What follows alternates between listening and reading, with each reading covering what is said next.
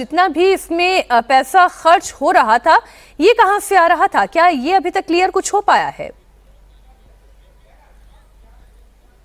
देखिए, इसमें दो सवाल हैं आपके। पहला, सपोर्ट कौन दे रहा था? पहला आपको बता दूं कि जो दानिश है, जिसकी गिरफ्तारी श्रीनगर से हुई है, वो पूरा टेक्निकल सपोर्ट जो है इस व्हाइट कॉलर जो टेरर मॉड्यूल है उसके पूरे ग्रुप को जो है दानिश टेक्निकल सपोर्ट दे रहा था, क्योंकि टेक्निकली ये पूरा एडवांस था और एक्सपर्ट था, टेक्निकली पूरा नॉलेज रखता था सब चीजों की। खासतौर पर इस तरह के जो अटैक ड्रोन के लिए जो है अटैक के लिए ड्रोन का इस्तेमाल करने वाले ड्रोन बनाने में ये एक्सपर्ट था।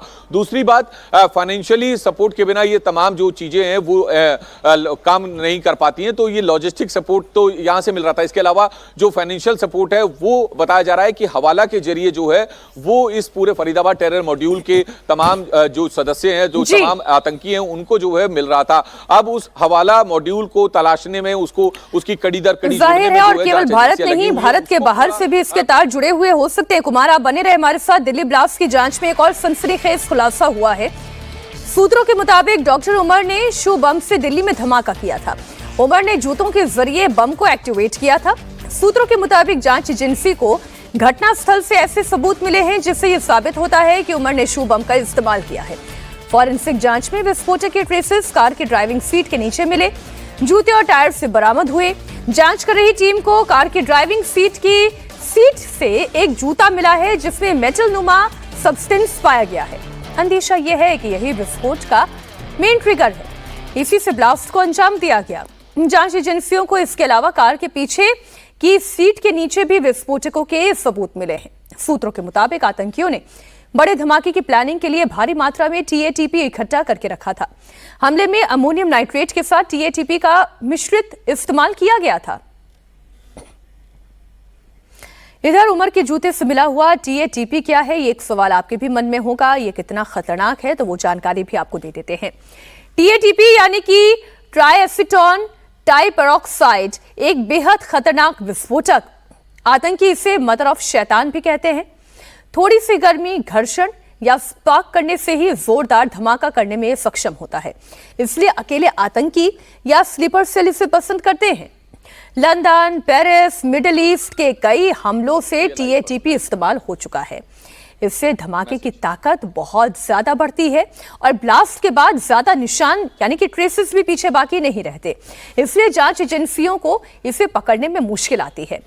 जैश जैसे टेरर ग्रुप इसे बड़े हमलों के लिए इस्तेमाल करते हैं। तो ये वो टीएटीपी है जिसकी बात हम आपको बता रहे थे। कुमार, ये टीएटीपी का इस्तेमाल किया गया था। ये ट्रेसेस कहां से मिले और कितना विस्फोटक उस गाड़ी के अंदर मौजूद था?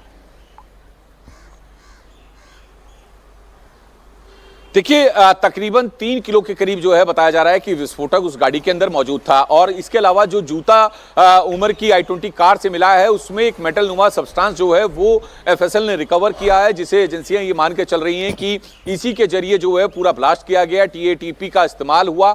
आपको बता दें कि जो साल 2001 की अगर हम घटना की बात करें तो साल 2001 में पेरिस से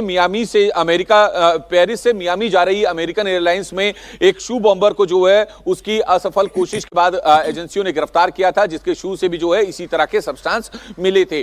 तो ये एक पुरानी मॉडस ऑपरेंडी है, लेकिन भारत में जो है पहली बार इस तरह की मॉडस ऑपरेंडी का इस्तेमाल जो है जैश की तरफ से किया गया। और उमर की i20 कार से एक जूता जो है वो मिला है ड्राइविंग सीट के नीचे से, जिसमें मेटल नुमा सब्सटेंस लगा हुआ था, जिसमें कयास यही लगा रहे हैं, एजेंसियां भी इस बात को पुख्ता कर रही हैं कि अमोनियम नाइट्रेट के अलावा टीएटीपी का भी इस्तेमाल हुआ और शू में जो मेटल सब्सटेंस मिला है उसी के जरिए जो है लाल किले के गेट नंबर 1 के सामने पूरा ब्लास्ट हुआ। तो आप ये देखिए कि पहली बात तो अमोनियम नाइट्रेट का इस्तेमाल हुआ, जहां शुरुआत में आरडीएक्स की बात आ रही थी, उसके बाद टीएटीपी का जिक्र हुआ, शू बॉम्बर का जिक्र जो है मामला सामने आया, शू बॉम्बर के जरिए जो है पूरा ब्लास्ट किया गया। तो हर बार जो है नई चीजें निकलकर सामने आ रही हैं। इससे पहले जो है ये तमाम जो टेररिस्ट ऑर्गेनाइजेशन है वो अलग अलग तरीके से जो है अटैक करती आई हैं, चाहे वो टाइमर का इस्तेमाल हो, आईईडी का इस्तेमाल हो या फिर दूसरे। बिल्कुल कुमार, आप बने रहे मेरे साथ। एक बड़ी खबर आ रही है जम्मू कश्मीर के कुलगाम से। ये बड़ी खबर, कुलगाम में एक और डॉक्टर को हिरासत में लिया गया। कुलगाम से डॉक्टर उमर फारूक को हिरासत में लिया गया है। डॉक्टर उमर फारूक को हिरासत में लेकर पूछताछ की जा रही है। एक और डिटेनमेंट, इस पूरी कड़ी में डॉक्टर उमर फारूक को हिरासत में लिया गया है। हमारे सहयोगी मंजूर मीर इस पर जुड़े हुए हैं। मंजूर, डॉक्टर उमर फारूक के बारे में और जानकारी दें।